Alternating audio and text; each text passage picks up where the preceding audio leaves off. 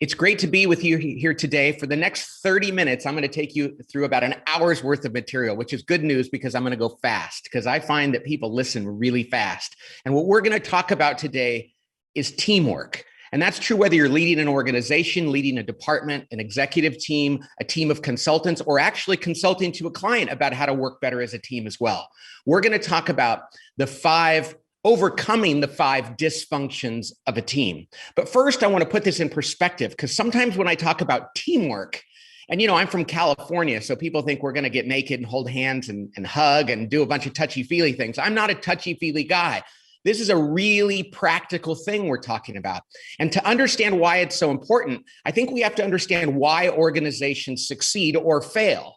Now, one of the most important things we have to do to make our organization successful, one of the 2 things we have to do is make it smart. Our organizations have to be really smart.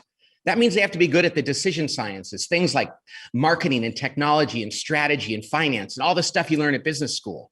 The problem is that's only half the equation. To be a really, really effective organization, to maximize your potential, there's another side of that equation, and that's you also have to be healthy. A healthy organization is one that has minimal politics, minimal confusion, really high degrees of morale and productivity, and very low turnover among good people. Now, every CEO I explain that to, smart, healthy, says that healthy stuff keeps me up at night. It drives me crazy. I would give anything to make my organization healthier. But then they realize, but it's probably kind of soft, isn't it? I'm like, yeah, it can be. It's hard to measure. Like, is it emotional at times? There's emotion involved in that. Hard to predict, right? Yeah. Well, okay, let's move over to the smart side of the equation. Let's deal with stuff we can see on a Gantt chart or a spreadsheet. And I love the smart side, but the healthy side is actually the multiplier of our smarts. If we can make our organizations healthy, then we can tap into so much more of the intelligence we have. And the world is full of really brilliant companies that are unhealthy and they only use a fraction of their intelligence. Similarly, the world is full of companies that aren't that smart, it would seem, but because they have such a healthy culture, they tap into all of their intelligence and they run circles around their competition. Now, I know the people at Predictive Index understand all this, and Optima is all about all these things that I'm talking about. So today we're going to talk about one of the most critical ways to make our organizations healthy, which is to build great teams and to build a culture of teamwork. And so when we talk about that, we have to overcome the 5 biggest dysfunctions. I'm going to really focus on 3 of those mostly today. The first one is the lack of trust. If people on a team don't trust each other, they are not going to be able to become a real team. Now, that seems obvious, I realize. And to a certain extent it is. We all know you have to trust each other, but the kind of trust that I'm talking about on a team isn't what many people are thinking about, which would be predictive trust, which means, and not like in a predictive index kind of way, it means that I can predict your behavior because I've known you for a long time. That's what some people think trust is. Well, I've worked with her for years, so I know that if I say this, this is how she'll react. Or if he tells me this is probably what's going to happen. That kind of trust isn't what makes a team great. The kind of trust that I'm talking about is what we call vulnerability-based trust. Vulnerability-based trust is what happens when human beings on a team can and will say things to one another like, I don't know the answer. I need help. I think I made a mistake. You're smarter than I am, or you're better than I am. Or I'm sorry, I said something yesterday that was totally unfair and I need to apologize. When people can be that vulnerable, that emotionally buck naked with one another, it changes the dynamics on any team. And if there's one thing you take away from this, it's build vulnerability-based trust. Okay, when people can trust each other like that on a team, it changes everything. Now, to know how powerful this is, think about times you've been on a team that didn't have that. I once worked with a team, and they weren't awesome. They had me come in and work with them, but because they were located fairly near my office here in the Silicon Valley, I went and observed one of their staff meetings. And during that staff meeting, something really strange happened. They were debating an issue. And one of the people, they were going back and forth, like, what should we do about this difficult competitor and what should we do? And they were having a great conversation until one person on the team, it was this woman who was in charge of marketing. She said, well, this is what I think. And after she spoke, everything went silent. And it was this awkward pause until they went on to another topic.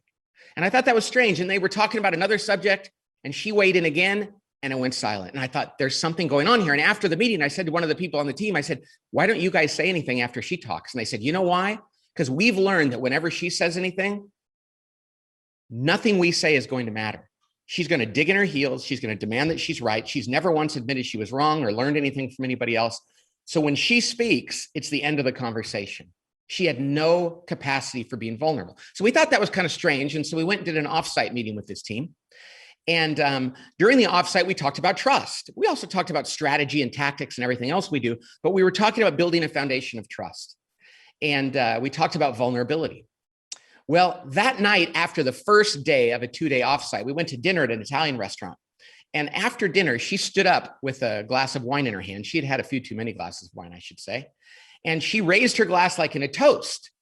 And we all were silent. And she said, "Hey, everybody, I want you to know something." She was a little drunk. She said, "If it were, you guys have been talking about trust today, but I want you to know I've been married now for 10 years and I've just barely learned to trust my husband this year. So I'm not going to be trusting you guys anytime soon, if ever. Cheers." Now, she really said that. And we were like, okay, cheers.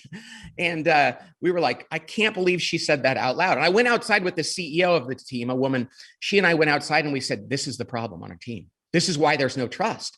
Because see, one person on a team who has no vulnerability, one person who can't admit they're wrong, who always thinks they're right, who can't acknowledge that somebody else has a better answer, that is going to break down trust on a team. If just one member of the team can't trust, it takes everything away. The point of this story is this: it's so important and so powerful that you get every member of your team to be vulnerable. Now, that doesn't mean they're all going to be exactly the same. It doesn't mean they have to be perfect. It just means everyone on the team has to know that everyone else will acknowledge when somebody else has a better idea, when they were wrong about something, when they need help and they've made a mistake. It's that powerful. Now, here's the thing. The only way to make that happen is if the leader goes first. The leader on a team has to be vulnerable first in order to build trust. And I once worked with a famous CEO. You've heard of this guy. Not a great leader, but he was very intelligent, really smart, famous, and intimidating. Now, this guy, nobody would ever challenge him about anything. There was never any healthy dialogue because there was no trust. So the head of HR convinced him, you need to do 360 feedback, which sometimes is a great idea. It depends on the situation. You all know more about that than I do. Well, they asked me to administer a 360 feedback tool. I did. I got feedback from his team. I gave him the results. He proceeded to share those results with no one. Finally, the HR head, God bless her, she went to him and said, listen, you got to tell your team what you learned because they took the time to fill it out.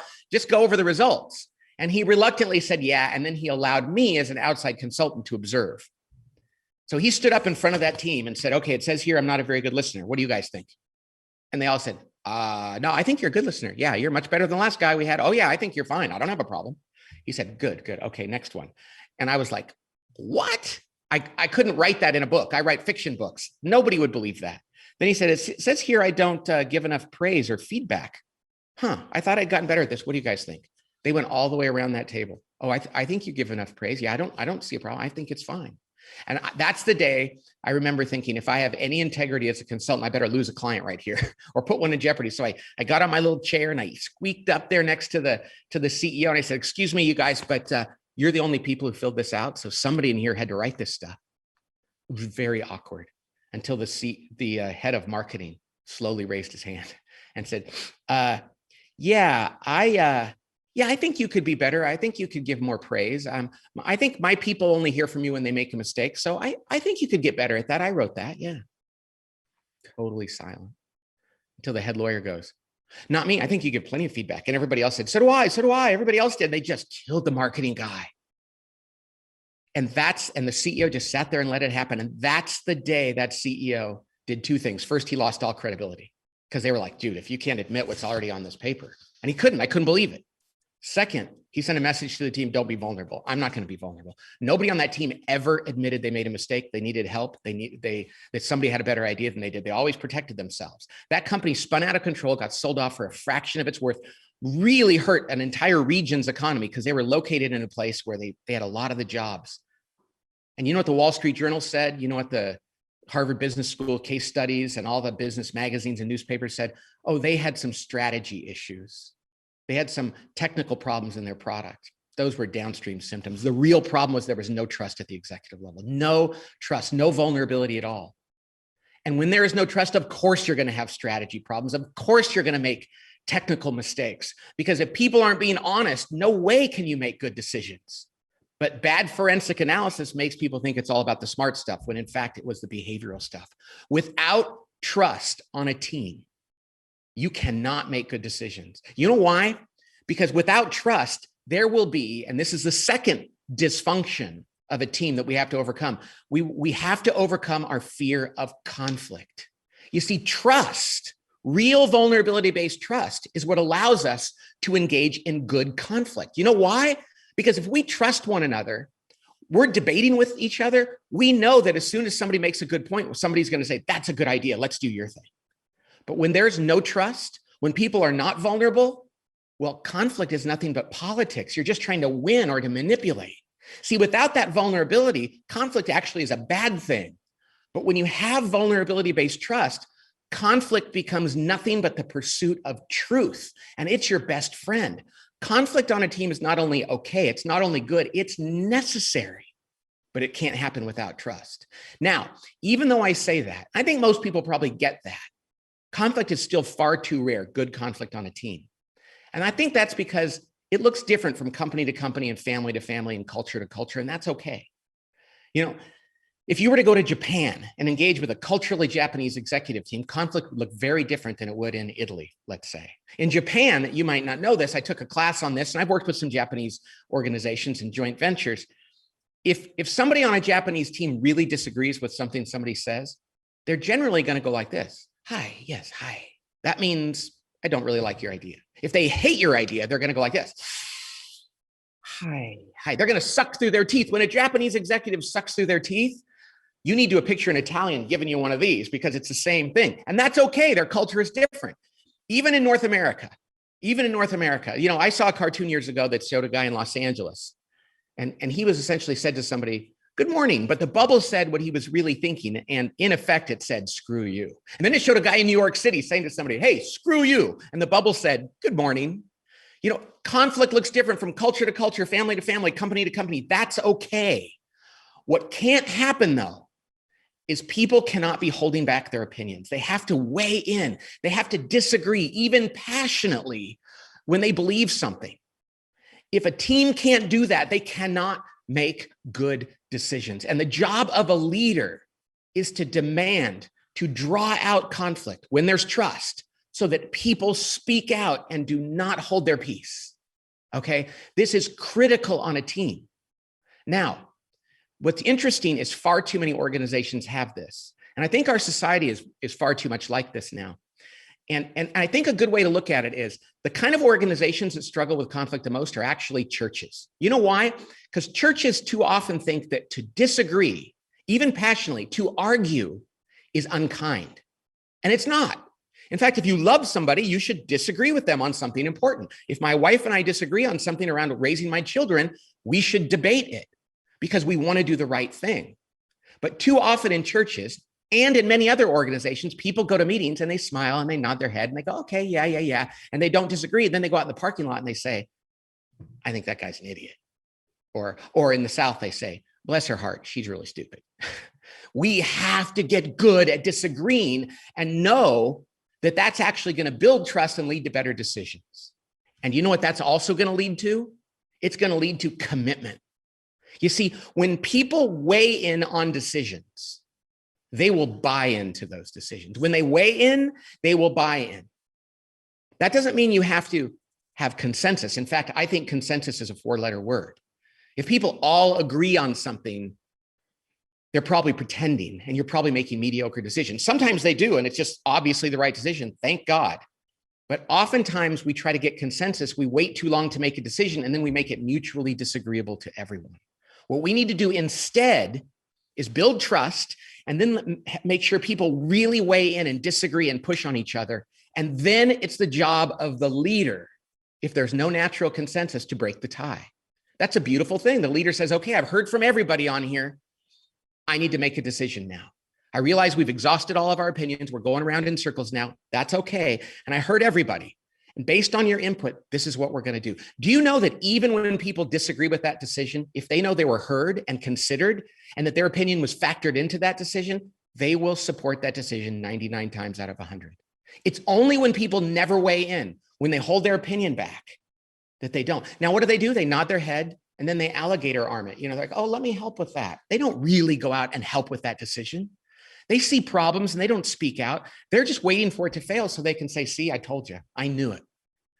We have to make sure that people weigh in so they will buy in and commit actively and say, I wouldn't have done it that way, boss, but I understand why you did it. You listened to us all. I'm in. Tell me what you want me to do. Okay, that's why conflict is so powerful, because it leads to commitment.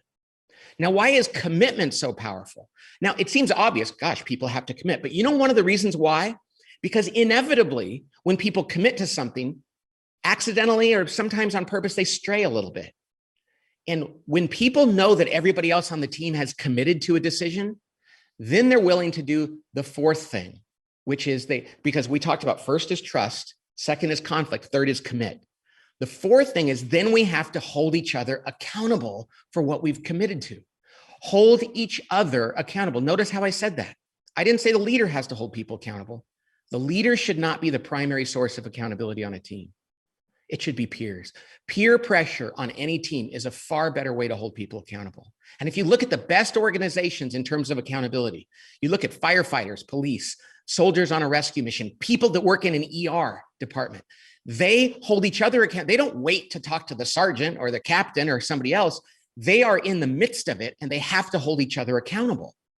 Well, that's what peer pressure does, because the idea of letting down a trusted teammate who you committed to something with together, the idea of letting them down is almost untenable. So for those of you that are thinking, that's great, we can have our teammates hold each other accountable. As a leader, I don't have to do that. Well, there's some bad news, and that is this. The only way to establish true peer pressure accountability on a team is if the leader, though not the primary source of accountability, is the ultimate source, the backstop. Everyone has to know that the leader is not afraid to do it. If the leader is afraid to hold people accountable, people on the team are not going to do it for one another. Why should they do his or her dirty work? I know about this because this is my biggest challenge as a leader. I do not enjoy holding people accountable. There's a technical term for leaders like me. And if you've ever studied graduate level psychology or business, you know this. I'm what's called a wuss. I like people to like me. I like to tell them good things. I like to tell them what they're good at. And when it comes time to tell them when they need to get better at something, when they're not living up to their standards for behavior, especially, or performance, either one, I often balk. And that's a problem, because then they're not going to do it for one another. You know something? I found that the higher you go up in organizations, the more wusses there are when it comes to accountability. It seems like it's not true. And people will say, I'll talk to a CEO and they'll say, well, I don't have a problem with accountability, Pat. And I'll say, well, that's great. Why do you say that? Well, I fire people all the time. Heck, I fired a guy last week. Pick somebody right now. I'll fire him for you just to prove to you. And it's like, no, firing someone is not accountability. It's often the last act of cowardice.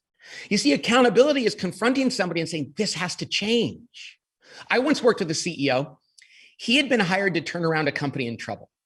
And the board gave him all the titles: CEO, president, chief operating officer. A year later, he had stabilized the company, but he was tired of having all three jobs. So he said, listen, I just want to be the CEO. So he went to the board and said, please let me hire a president and chief operating officer. I will turn the day-to-day responsibility over to them. I'll focus on strategy and key customers and things like that. They said, hey, you've earned the right to do it. Go ahead. So one of his direct reports, he went out looking for a new chief operating officer and president. One of his direct reports, his name, we'll call him Fred. Fred started to tell everybody in the company, I'm going to be the next president. And it seemed possible. But the problem was nobody liked Fred on the executive team. And they thought, we might have to work for this guy. So they were pretty concerned about this. One member of that executive team went to the CEO and said, hey, I have to ask you a question.